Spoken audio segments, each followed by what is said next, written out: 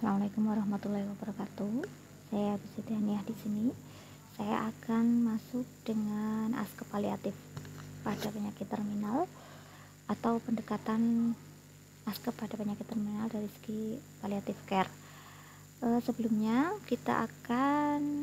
nanti kita akan mempelajari bagaimana pendekatan paliatif care sendiri terhadap penyakit terminal dan bagaimana upaya keperawatan yang akan dilakukan. Nah, kita akan mulai dari apa itu perawatan paliatif. Jadi perawatan paliatif itu adalah pendekatan dengan tujuan memperbaiki kualitas hidup pasien serta keluarga yang tengah menghadapi masalah yang berkaitan dengan kondisi yang dapat mengancam jiwa atau mengancam nyawa. Jadi kalau kita sering dengar berulang-ulang bahwa orang yang sudah divonis mengalami penyakit terminal ini biasanya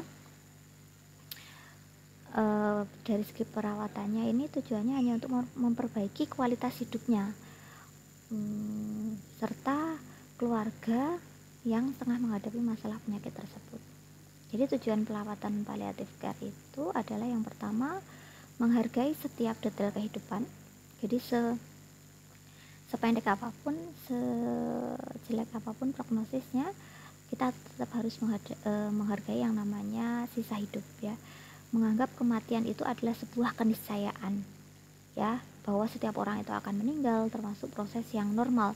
Semua orang yang hidup pasti akan mati, dan tidak untuk mempercepat, tapi jika tidak untuk menunda kematian. Jadi bagaimana seorang individu itu menghargai keinginan pasien untuk mengambil keputusan bagi dirinya dan kehidupannya. Jadi misalnya dia ingin meninggal di rumah atau di rumah sakit, dia ingin meninggal dengan tenang setelah melakukan sesuatu yang ingin dia lakukan, mencapai suatu keinginan yang dia ingin capai, dan lain sebagainya.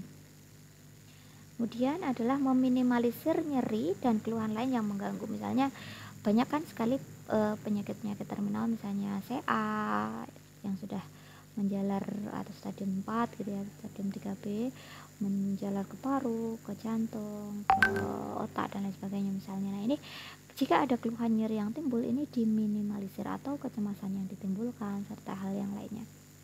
Yang keenam yaitu mengintegrasikan aspek psikologis, sosial, dan spiritual dalam perawatan pasien dan keluarga. Nanti kita akan bahas bagaimana pendekatan sosial dan spiritualnya, atau di pertemuan yang sudah kita sudah membahas itu, ya. Kemudian menghindari tindakan medis yang sia-sia, ya, misalnya pada penyakit gagal ginjal, gimana prognosis untuk kehidupannya mungkin sudah bisa dipastikan tidak bisa sembuh, sebaiknya apakah perlu transplantasi atau tidak, dan lain sebagainya. Misalnya memberi dukungan yang diperlukan agar pasien bisa tetap aktif sesuai dengan kondisinya sampai akhir hayat. Jadi diberikan dukungan agar pasien tersebut bisa tetap aktif sesuai dengan kondisinya sampai dengan akhir hayat. Yang ke-9 yaitu memberikan dukungan kepada keluarga dalam fase berduka.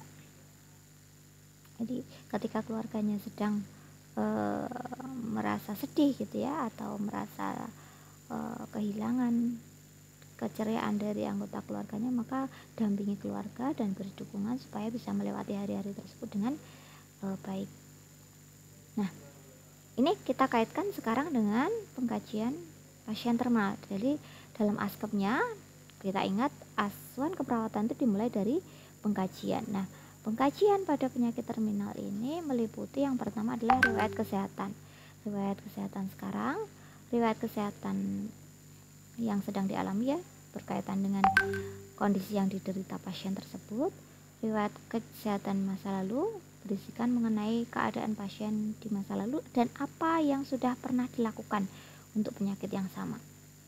Kemudian riwayat kesehatan keluarga pasien, di mana riwayat ini berisikan data apakah anggota keluarga yang lain itu sudah pernah menderita penyakit yang sama dengan klien saat ini, yang klien alami saat ini. Prinsip-prinsip dalam konsep dan etika perawatan, budaya dan norma dalam mengkaji pasien terminal yaitu kita harus memperhatikan yang namanya perubahan fisik yang mungkin terjadi saat menjelang kematian.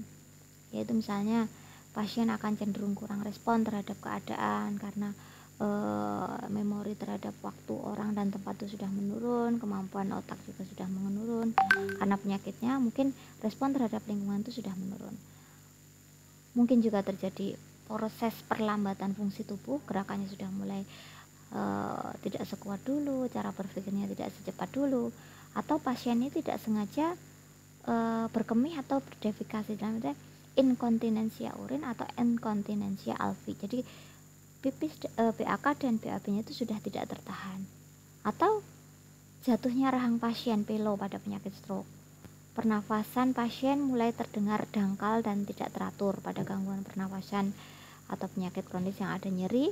Di situ bisa saja menekan sistem pernafasan di mana pernafasannya sudah mulai tidak teratur, atau peredaran darah mulai terjadi perlambatan dan akral teraba dingin pada bagian tertentu, misalnya ekstremitas. Nadi juga teraba mulai lemah dan cepat. Ini juga perubahan-perubahan fisik yang mungkin kita temui pada pasien yang menjelang kematian. Harus perhatikan bagaimana pernafasan itu sudah tidak teratur, warna tubuh menjadi lebih pucat, mata mungkin membelalak atau malah menunjukkan respon minimal terhadap rangsang cahaya. Nah, hal yang perlu diperhatikan dalam kondisi penyakit terminal ini mungkin adalah kesadaran pasien. Jadi tadi kan palliative care itu tujuannya supaya pasien dalam kondisi terminal pun tetap merasakan kebahagiaan atau meminimalkan rasa nyerinya. Nah, Strauss et al. Dalam Milia dan Wijayanti 2018 mengkategorikan kesadaran pasien ini dalam 3 kategori. Yang pertama, close awareness atau tertutup ya, tidak mengerti. Biasanya dokter atau petugas kesehatan lebih memilih agar tidak menyampaikan diagnosa pada keluarga atau klien. Jadi pasien sudah tidak sadar, sudah tidak diberi kesempatan untuk mengetahui penyakitnya. Atau mutual pretense atau kesadaran pengertian yang ditutupi. Dalam hal ini maka bisa dikatakan klien itu diberi kesempatan agar bisa membuat keputusan terkait dengan semua hal yang sifatnya itu berhubungan dengan penyakitnya yang bersifat pribadi, meskipun itu menjadi hal yang berat baginya, misalnya memutuskan untuk apakah operasi atau tidak, apakah mau melakukan cuci darah atau tidak. Nah, untuk memutuskan kondisinya. Yang ketiga adalah open awareness atau sadar dalam kondisi yang penuh. Dalam hal ini pasien dan orang di sekitarnya sudah tahu bahwa ajal itu sudah dekat dan mereka berusaha untuk menerima serta mendiskusikannya, walaupun mungkin tetap sedih atau getir gitu ya. Nah, itu 3 kesadaran yang dialami oleh pasien: close awareness, mutual, kemudian open awareness. Ya, perawat atau tenaga kesehatan harus melihat kondisi tersebut dan menyampaikan apa yang terjadi dalam kondisi pasien itu berdasarkan karakteristik ketiga hal tadi. Ini berkaitan dengan fakta-fakta yang perlu dikaji atau pengkajian yang harus dilakukan pada pasien yang dalam kondisi terminal atau menjelang kematian tadi. Yang pertama adalah kaji adanya kebersihan diri.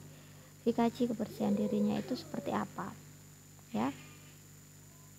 Kemudian apakah ada kebersihan diri efek tadi, misalnya defekasi, kemudian bagaimana berkemihnya, diusahakan supaya nyaman. Yang selanjutnya adalah rasa nyeri. Minimalkan rasa nyeri tersebut. Jika pasien mengeluh nyeri, berteriak, upayakan nyerinya itu menjadi tidak mengganggu. Atau jalan nafas yang tidak paten, maka upayakan bantuan jalan nafas bisa berupa O2, sungkum muka sederhana atau rebreathing, non rebreathing, atau bahkan ventilator. Aktivitas yang mungkin dipenuhi atau tidak bisa dipenuhi, aktivitas terbatas, aktivitas dibantu sebagian, dan lain sebagainya, atau dibantu total.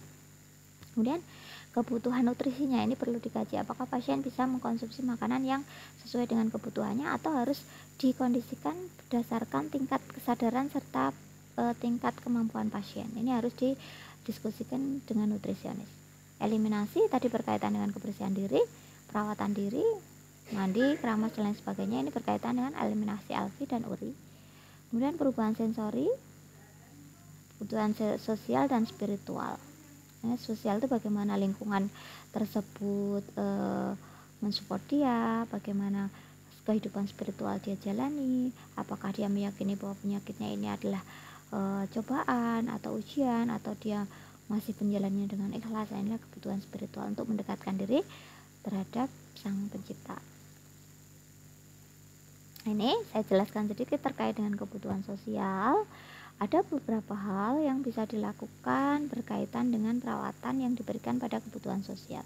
Yang pertama, menanyakan pada pasien atau keluarga, mungkin siapa saja yang ingin dihadirkan.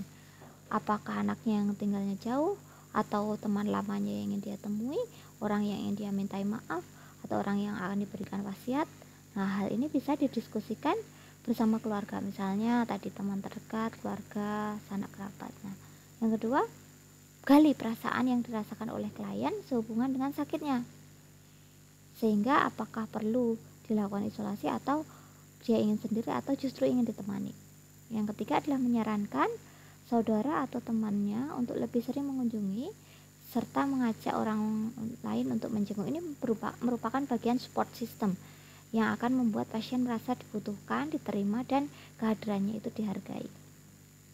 Nah, untuk kebutuhan spiritual ini, hal yang perlu dikaji adalah tanyakan kepada klien mengenai harapan hidupnya serta rencana yang dimiliki ke depannya menjelang kematiannya. Apakah ingin badal umroh, apakah ingin ziarah kemana, dan lain, apakah ingin mengirim doa kemana, didoakan, dan lain sebagainya, apa ingin sedekah anak yatim. Bertanya kepada klien apakah dirinya ingin didatangkan pemuka agama untuk memenuhi kebutuhan spiritualnya, atau dengan cara mendukung serta mendorong klien untuk memenuhi kebutuhan spiritual sebatas kemampuannya. Sholat di tempat tidur, melakukan zikir, pasrah kepada Allah, dan lain sebagainya, atau didatangkan ustadz ataupun pemuka agama yang lain sehingga kebutuhan spiritualnya ini terpenuhi. Nah, itu tersebut di atas adalah hal tersebut di atas adalah berkaitan dengan pengkajiannya. Sedangkan perumusan diagnosanya ini biasanya berkaitan dengan masalah yang terjadi. Nah, menurut Potter and Perry, masalah yang sering timbul pada pasien menjelang ajal atau terminal berkaitan dengan palliative care itu yang pertama adalah nyeri. Nyeri ini bisa bersifat akut atau kronis. Bila nyeri ini akibat kanker yang progresif, biasanya nyeri itu bersifat kronis dan konstan. Sumbernya nyata, waktunya lama gitu ya. Nah, sumber iritasi dapat menyebabkan peningkatan nyeri. Yang kedua adalah berkaitan dengan nutrisi. Keterbatasan pemenuhan nutrisi ini menjadikan nutrisi yang didapatkan ini tidak adekuat, karena mungkin bisa saja penurunan nafsu makan atau akibat gangguan pencernaan atau bahkan karena gangguan psikologis sehingga pasien ini tidak mau makan. Yang ketiga, di gangguan pada sistem pencernaan, biasanya pasien akan mulai merasakan mual muntah yang terjadi misalnya karena proses pengobatan atau komplikasi dari penyakitnya. Bisa juga pasien ini mengalami konstipasi berkaitan dengan adanya pengobatan atau medikasi, narkotik, dan adanya imobilitas atau kondisi di mana diabetes total sehingga memperlambat peristaltik usus. Konstipasi ini terjadi juga bisa karena dengan adanya aturan diet rendah serat. Mungkin karena yang masuk hanya cairan saja, atau karena ini hanya merupakan perubahan dari nafsu makan. Selain konstipasi, hal yang bisa terjadi pada gangguan sistem pencernaan adalah diare. Diare pun sering terjadi akibat karena suatu hal yang mengganggu pencernaan, misalnya kanker kolon. Bisa juga ini terjadi akibat karena efek pemberian pengobatan yang menyebabkan peristaltik ususnya menjadi meningkat. Nah, diagnosa yang keempat yang mungkin pada penyakit terminal adalah keletihan. Keletihan ini terjadi karena tuntutan metabolik, misalnya kanker atau penyakit terminal lainnya, sehingga bisa menurunkan kekuatan otot. Yang kelima adalah dehidrasi, di mana hal ini terjadi sejalan dengan perkembangan penyakit. Biasanya disebabkan karena pasien tidak mampu mempertahankan asupan cairan atau terjadi akibat obstruksi saluran pencernaan. Yang selanjutnya yaitu inkontinensia urin. Biasanya terjadi akibat komplikasi penyakit kanker yang sudah mengalami metastase, misalnya ke otak di bagian medula spinalis, sehingga ini menyebabkan urinnya itu sphinkternya tidak bisa ditahan gitu ya, sphinkternya sudah mulai tidak bisa menahan urin dalam waktu tertentu, sehingga istilahnya itu peser atau inkontinensi ya. Bisa terjadi juga pada pasien terminal yang sudah mengalami penurunan kesadaran. Yang selanjutnya, masalah yang ketujuh adalah kecemasan atau ansietas. Ini merupakan wujud dari ketakutan individu atau keluarga yang diperkirakan ini berhubungan dengan situasi yang tidak dikenal, situasi yang asing yang tiba-tiba merenggut kebahagiaan dan lain sebagainya, sifat serta kondisi yang tidak dapat diperkirakan, atau mungkin juga merasa takut dengan adanya kematian atau efek negatif pada gaya hidup yang telah dilalui, merasa bersalah karena gaya hidup yang salah, merasa lebih dekat dengan kematian. Ini bisa menyebabkan yang namanya kecemasan. Yang kedelapan adalah pola pernapasan tidak efektif. Hal ini bisa muncul pada sebagian pasien dengan kasus kanker atau kanker paru ya, yang sudah menuju terminal, atau penyakit lain yang mengakibatkan adanya odem paru, serta mungkin PPOK atau penyakit obstruksi pulmomenahun. Nah, yang selanjutnya ke-9, masalah yang mungkin muncul adalah duka yang berhubungan dengan atau berduka yang berhubungan dengan penyakit terminal yang dihadapi. Nah, ini psikologis yang sering jarang dimunculkan, padahal ini nyata dan aktual. Terlebih ini menjelang kematian, karena adanya penurunan konsep diri yang berubah dan lain sebagainya. Ini bisa menyebabkan pasien menarik diri dari orang lain. Nah, ini cenderungnya ke arah depresi ya sebenarnya, padahal itu adalah berduka, proses berduka karena kesehatannya mulai menurun, berduka karena akan menghadapi kematian. Yang ke-10 adalah perubahan proses keluarga yang berkaitan dengan gangguan kehidupan, berkaitan dengan pengobatan, rasa takut akan hasil kematian, ditambah dengan lingkungan tempat perawatan yang stressorful. Nah, perencanaan keperawatannya ini perlu memperhatikan tindakan tanpa kolaborasi, tindakan mandiri perawat ya, baik itu tindakan mandiri maupun kolaboratif. Yang pertama terkait dengan kolaboratif, pemberian analgesik, narkotik. Ini kan hasil kolaborasi dengan jadwal yang teratur untuk mengatasi nyeri yang muncul. Yang kedua adalah manajemen nyeri non farmakologi, yang ini bisa dilakukan oleh perawat. Pemberian SEF, pemberian relaksasi genggam jari, pemberian endorfin massage, pemberian counter pressure ya, itu semuanya bisa untuk mengatasi nyeri non farmakologik yang diberikan pada penyakit terminal. Yang ketiga adalah gunakan modifikasi antara pemberian manajemen nyeri farmakologik dan farmakologik. Yang keempat, perlu diberikan perawatan kulit. Nah, ini biasanya karena tidur tertekan lama ya, kulitnya tertekan, peredaran darah menjadi terganggu. Ini menyebabkan nutrisi yang masuk ke dalam kulit ini menjadi minimal, atau juga sumber iritan. Nah, ini harus diminimalkan dengan cara perawatan kulit. Perawatan kulit termasuk di sini yaitu memandikan setiap pagi dan sore, memberikan lotion supaya tidak kering, pengaturan posisi tidur yang nyaman, miring kanan miring kiri, penggantian linen atau spray, dan gunakan tetap bersih dan rapi linennya. Yang kelima, berikan perawatan mulut. Nah, ini sering diabaikan, oral hygiene ya. Pasien yang tidak membuka mulut, yang tidak berkumur, tidak bisa gosok gigi secara mandiri, tidak mengunyah dan sebagainya, justru kuman di dalam mulutnya ini berkembang secara pesat. Maka untuk durasi 2-4 jam sekali ini diperlukan diperlukan pembersihan diri untuk menekan adanya sensasi mual dengan menggunakan sikat gigi yang lembut. Dipertahankan bibir supaya lembab dengan memberikan lip gloss misalnya, atau NK Sari merek ya ini ya. Bersihkan mata untuk mempertahankan kebersihan organ penglihatan dengan pemberian tetes mata dan lain sebagainya. Yang ketujuh adalah diskusikan dengan tim kesehatan yang lain, misalnya tenaga medis atau nutrisionis, tentang pengobatan dan diet tertentu untuk mengatasi perubahan pengobatan dan efek mual, misalnya diare dan konstipasi. Yang kedelapan, beri pasien periode istirahat yang cukup untuk mengatasi keletihan. Berikan ruangan yang menyenangkan, nyaman, tenang. Nah, hal ini akan berhubungan dengan usaha penghematan energi pada pasien terminal. Yang kesembilan, Apabila pasien mengalami inkontinensia urin, maka perawat harus siap dengan linen yang mudah meresap. Berikan alas tempat tidur itu yang meresap keringat, meresap air kencing gitu ya, pipis, BAK, atau antisipasi gesekan dengan kulit karena memudahkan iritasi kulit. Ini biasanya dengan memasang kateter atau menyediakan tispot di sampingnya. Penyediaan nutrisi dengan porsi yang memungkinkan pada pasien yang kira-kira tidak bisa menghabiskan makanannya, berarti harus berhubungan dengan skala diet yang disajikan.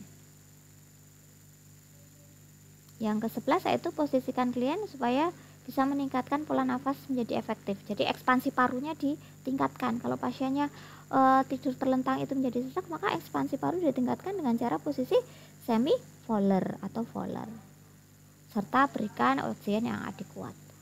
Batasi pengunjung yang bisa menyebabkan pasien mengalami keletihan. Nah, ini adalah perawatan lanjutan di rumah berhubungan dengan palliative care berdasarkan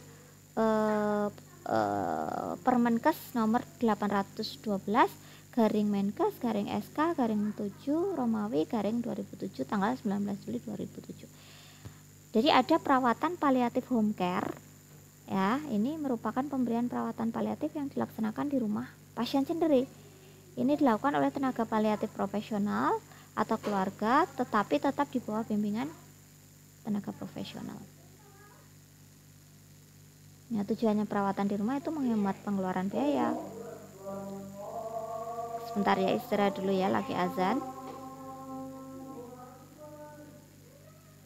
Keluarga bisa lebih intensif, dapat mengefisiensi waktu, keluarga bisa berdiskusi, dan kebutuhan pasien dan keluarga bisa lebih banyak terpenuhi. Ini kita istirahat azan dulu ya.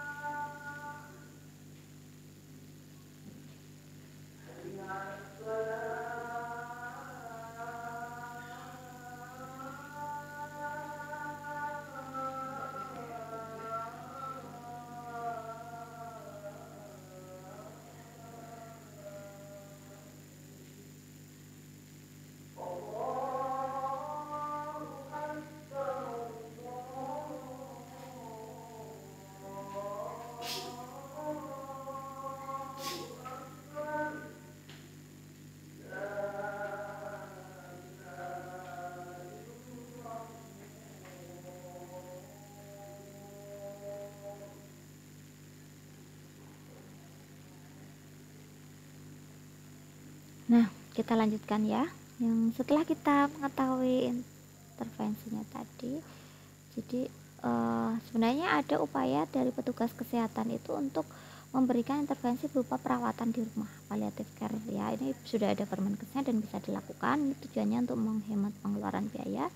Keluarga bisa lebih intensif memberi daripada ke rumah sakit, maksudnya kan ya, bisa dirawat di rumah. Tapi tentunya dengan keterbatasan alat ya, dengan alat-alat yang ada di rumah saja gitu ya. Keluarga bisa lebih intensif memberikan pengawasan, dapat mengefisiensi waktu dan tenaga, serta keluarga bisa mudah leluasa berdiskusi dengan perawat atau tenaga kesehatan supaya pengambilan keputusannya itu lebih tepat untuk pasien, atau kebutuhan pasien lebih banyak terpenuhi dengan mudah.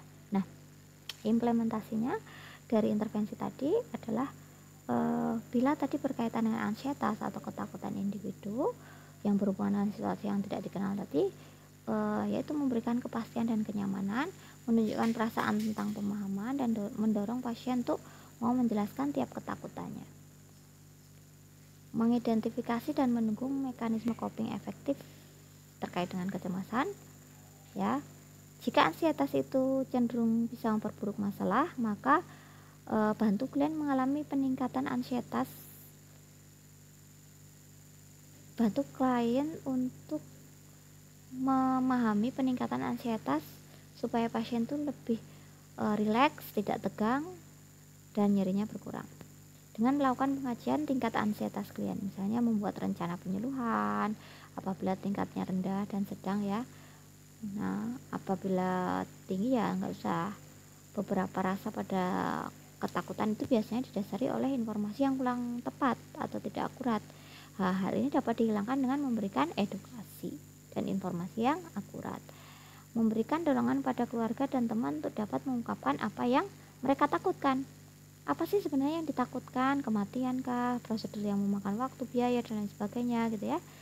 Atau pengungkapan ini bisa memungkinkan keluarga atau teman untuk saling berbagi dan saling support, memberikan kesempatan bagi kita untuk memperbaiki konsep yang tidak benar, dan memberikan klien untuk serta keluarga untuk punya kesempatan dalam menguatkan coping yang positif.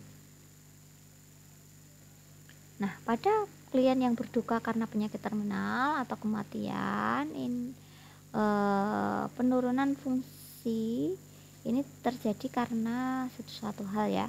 Nah, dukung pasien untuk bisa mengungkapkan rasa kehilangan, mengungkapkan perasaan yang berhubungan dengan perubahan dan kehilangan, serta menyatakan kematian yang akan terjadi. Nah, anggota keluarga akan cenderung berupaya untuk mempertahankan hubungan yang erat. Maka hal ini dapat dibuktikan dengan beberapa cara, misalnya menghabiskan waktu sebanyak mungkin bersama klien, memperlihatkan kasih sayang, memperlihatkan kasih sayang itu ya berkomunikasi dengan benar, mendampingi, memberikan sesuatu yang diinginkan, mendatangkan anak-anak yang jauh dan lain sebagainya. Melaksanakan komunikasi terbuka dan berpartisipasi dalam perawatan.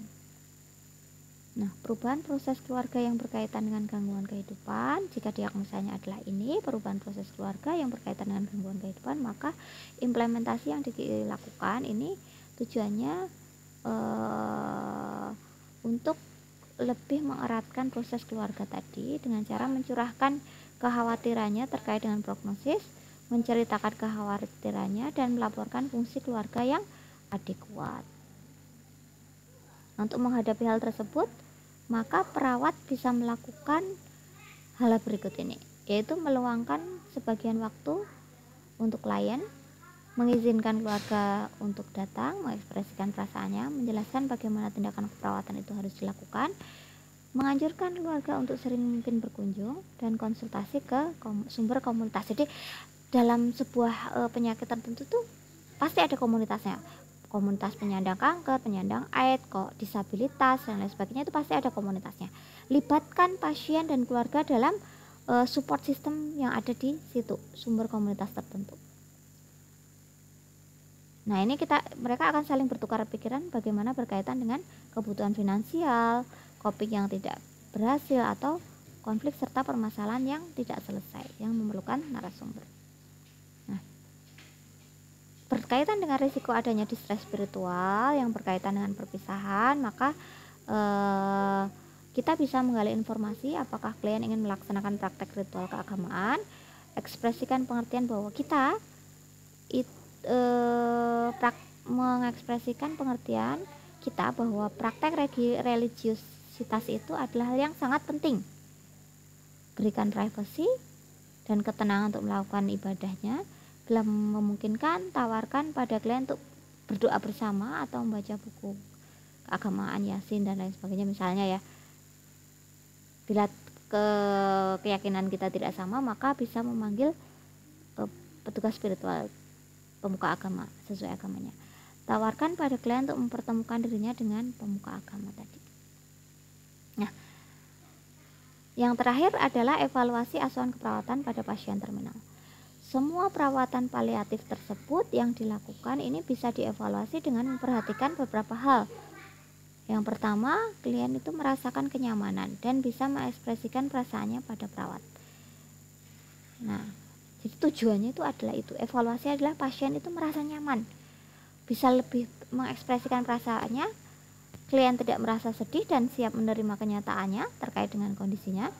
Klien itu selalu ingat kepada penciptanya atau Tuhannya. Klien sadar bahwa setiap apa yang dilakukan oleh manusia itu kembalinya hanyalah kepada Allah gitu ya, bahwa semua yang diciptakan ini pasti akan kembali kepada Sang Pencipta atau Allah Subhanahu wa taala. Itu mungkin yang bisa saya berikan. Terima kasih atas perhatiannya. Nanti silahkan kerjakan kuisnya. Kita akhiri, mohon maaf kalau banyak kesalahan. Wassalamualaikum warahmatullahi wabarakatuh.